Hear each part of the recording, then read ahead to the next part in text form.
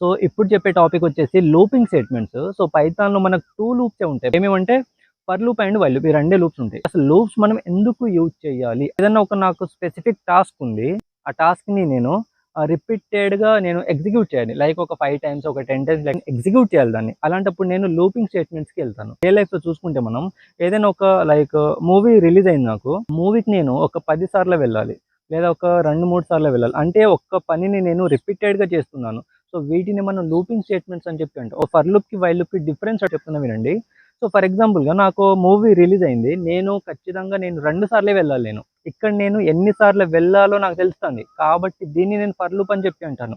ఒకవేళ ఇక్కడ మనం ప్రోగ్రామింగ్ లాంగ్వేజ్‌లో మాట్లాడుకుంటే ఒక్క టాస్క్ నాకు 2 సార్లు మాత్రమే నాకు ఎగ్జిక్యూట్ అవ్వాలి. అప్పుడు నేను ఫర్ లూప్‌ని యూజ్ చేసుకుంటా. అర్థమైందా? సో వైల్ లూప్ ఏందంటే రియల్ టైమ్‌లో ఎగ్జాంపుల్ తీసుకుంటే సేమ్ నాకు ఒక మూవీ రిలీజ్ అయింది. బట్ నాకు ఆ మూవీ బోర్ కొట్టేంత వరకు వెళ్ళాలి. బోర్ కొట్టడం ఏంటిది నాకు ఒక కండిషన్. అది ఫస్ట్ టైమ్ బోర్ కొట్టొచ్చు, సెకండ్ టైమ్ బోర్ కొట్టొచ్చు, 10థ్ టైమ్ అయినా బోర్ కొట్టొచ్చు. నా దగ్గర అంత పైసలున్నాయి. ఓకేనా? సో అది బోర్ కొట్టేంత వరకు వెళ్ళాలి. ఒక ఫంక్షన్ అది బేస్డ్ ఆన్ కండిషన్ అది ఎగ్జిక్యూట్ అవుతూ ఉండాలి. అప్పుడు మనం వైల్ లూప్ యూజ్ చేస్తాం. సో ఇక్కడ నేను చెప్పేదేంటంటే ఫర్ లూప్‌లో మనకి నంబర్ ఆఫ్ ఇటరేషన్స్ మనకు తెలిస్తేనే మనం యూజ్ చేస్తాం ఫర్ లూప్‌ని. అదే వైల్ లూప్‌లో బేస్డ్ ఆన్ కండిషన్ అది యూజ్ అవుతా ఉంటది.